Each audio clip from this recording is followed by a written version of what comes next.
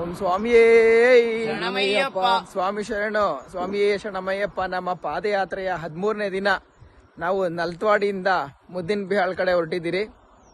ಇವತ್ತಿನ ವಿಷಯ ಏನಂದ್ರೆ, ಇನ್ನೇನು ಮಂಡಲಕಾಲ ಬರ್ತಿದೆ. ಎಷ್ಟೋ ಸ್ವಾಮಿಗಳು ಮಾಲೆ ಹಾಕೋದಕ್ಕೆ ವೆಯ್ಟ್ ಮಾಡ್ತಾ ಇರ್ತೀರಾ. ಇನ್ನೊಂದು ಅದರಲ್ಲಿ ಒಂದು ಸಣ್ಣ ಪ್ರಶ್ನೆ, ಯಾವ ದಿನ ಹಾಕೋದು? ಸೋಮವಾರ ಹಾಕಲಾ, ಮಂಗಳವಾರ ಹಾಕಲಾ, ಇಲ್ಲ ಬುಧವಾರ, ಗುರುವಾರ, ಶುಕ್ರವಾರ, ಶನಿವಾರ, ಈ ರೀತಿ ವಾರದಲ್ಲಿ ಯಾವ ದಿನ ಹಾಕೋದು ಅನ್ನೋದು ಆಲೋಚನೆಯಲ್ಲಿ ಇರ್ತೀರಾ. ಸ್ವಾಮಿ ಅಯ್ಯಪ್ಪ ಮಾಲೆ ಹಾಕೋದಕ್ಕೆ ಇದೇ ದಿನ ವಿಶೇಷ ಅನ್ನೋ ಥರ ಏನಿಲ್ಲ. ನಿಮ್ಮ ಕೊರ್ಲಿಗೆ ಮಾಲೆ ಬಿತ್ತಂದ್ರೆ ಶತಾಗತ ಅಯ್ಯಪ್ಪನೇ ನಿಮ್ಮ ಜೊತೆ ಇರ್ತಾರೆ. ಅದರಿಂದ ದಿನಗಳನ್ನು ನೋಡೋ ಅವಶ್ಯಕತೆ ಇಲ್ಲ.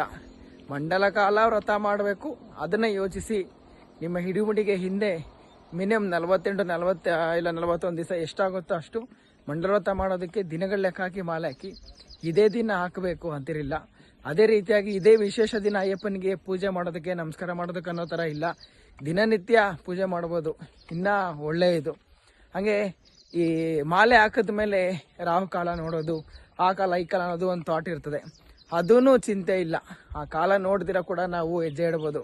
ಯಾಕಂದರೆ ಅಯ್ಯಪ್ಪ ಸ್ವಾಮಿನೇ ನಮ್ಮ ಜೊತೆಲಿ ಇರ್ತಾರೆ. ಅದರಿಂದ ಕಾಲಗಳ ಅವಶ್ಯಕತೆ ಇರೋದಿಲ್ಲ. ಬೇರೆ ದೇವಸ್ಥಾನಕ್ಕೆ ಹೋಗ್ತಾರೆ ಅಂದರೆ ಅದು ನೋಡ್ಕೊಂಡು ಹೋಗ್ಬೋದು.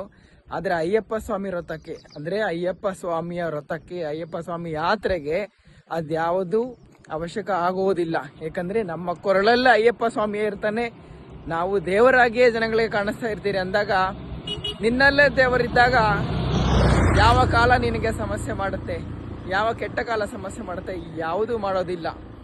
ಶ್ರದ್ಧೆ, ಭಕ್ತಿ, ನಿಷ್ಠೆಯಿಂದ ಅಯ್ಯಪ್ಪನ ನೆನೆದು ಯಾತ್ರೆ ಕೈಗೊಂಡರೆ ಎಲ್ಲವೂ ಸುಖವಾಗಿರುವುದು, ಎಲ್ಲವೂ ಸಂತೋಷವಾಗಿರುವುದು, ಏನೂ ಸಮಸ್ಯೆ ಆಗುವುದಿಲ್ಲ.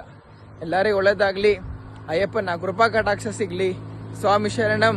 ಸ್ವಾಮಿಯೇ ಶರಣಮಯ್ಯಪ್ಪ.